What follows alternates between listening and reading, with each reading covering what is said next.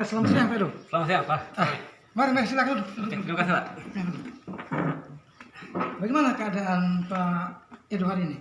Puji Tuhan, sehat-sehat saja, Pak. Syukurlah kalau begitu, Pak Edo. Bagaimana Pak Edo, ada yang ingin Pak Edo sampaikan? Oh iya, Pak, betul sekali.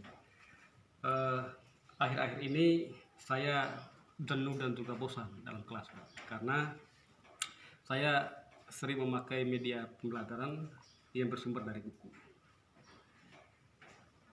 Sehingga saya melihat ketika saya gunakan itu, media itu, rasanya sangat monoton dan juga aku jenuh.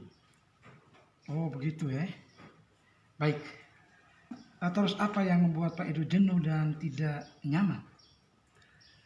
Saya merasa bahwa ketika saya menggunakan media pembelajaran dengan bersumber dari buku, itu terasanya monoton dan juga kurang menarik.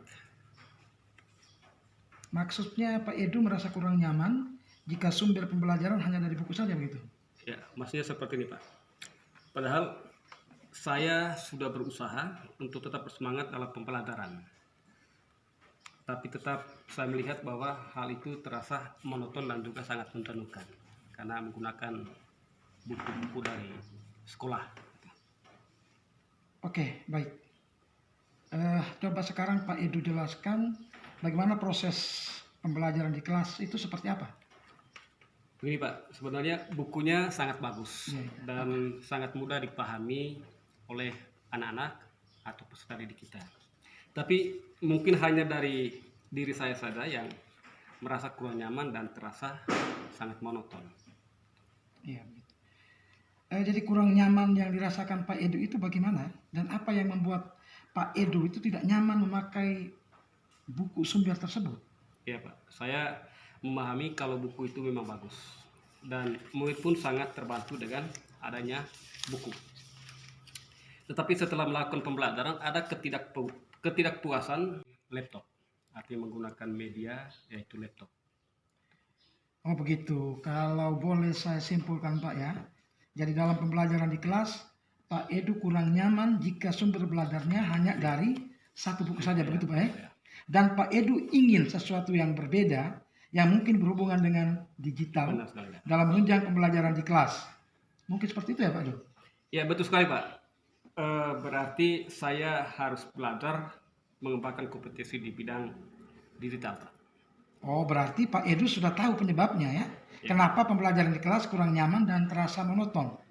Terus kira-kira bagaimana Pak Edo bisa menjalankan atau melaksanakan proses KBM di kelas dengan hambatan-hambatan yang sudah Pak Edo sebutkan tadi? Sepertinya tidak ada lagi, Pak.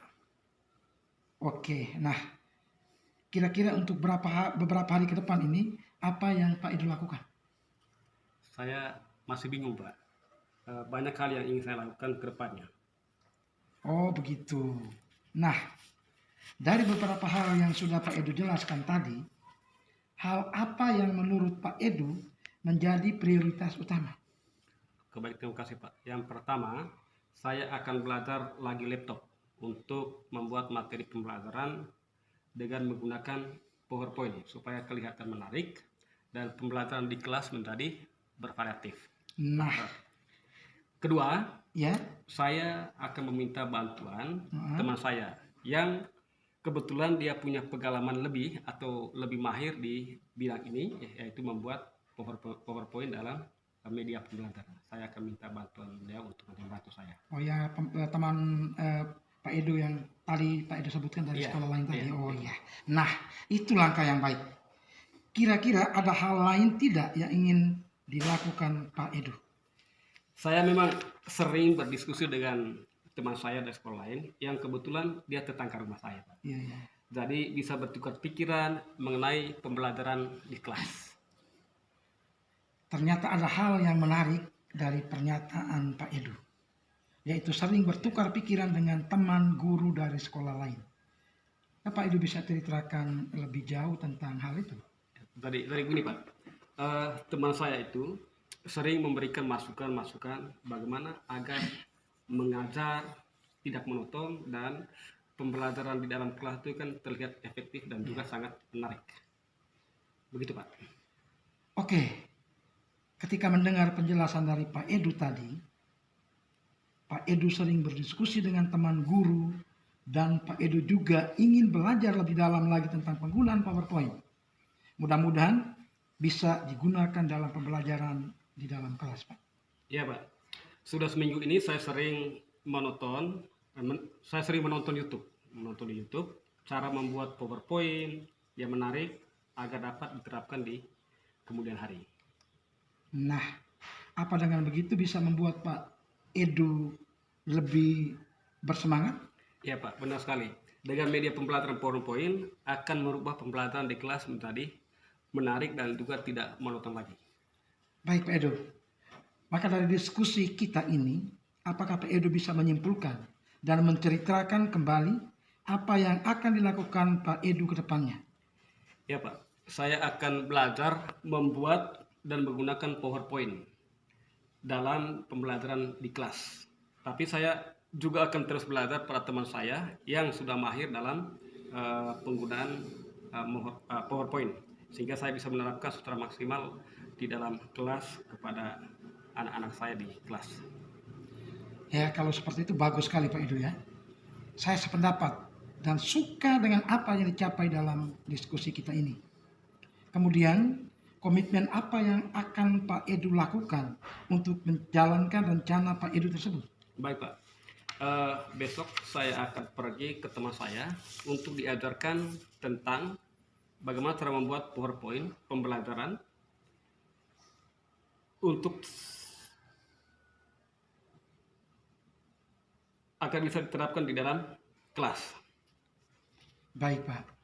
Itu bagus sekali. Kira-kira siapa-siapa saja yang bisa membantu Pak Edu dalam menjalankan komitmen yang sudah dijelaskan tadi oleh Pak Edu? Iya, baik. Saya akan meminta bantuan teman saya yang sudah mahir membantu saya dalam membuat media pembelajaran PowerPoint. Untuk itu saya selalu mengingatkan saya agar selalu belajar dan mengasah pengetahuan keterampilan agar selalu meningkat. Nah, itu ide yang baik sekali, Pak. Semoga kedepannya semua rencana dan komitmen Pak Edu dapat terwujud ya. Ya, Pak, terima kasih atas waktu sudah berdiskusi dengan saya. Iya, sama-sama Pak Edu. Jangan sungkan ya, kalau nanti ada persoalan lagi, kita bisa diskusi. Ya, Pak, sekali lagi terima kasih banyak atas waktunya. Saya mohon permisi dulu, Pak. Oke, selamat siang Pak Edu. Oke. Salam sehat. Oke, terima kasih.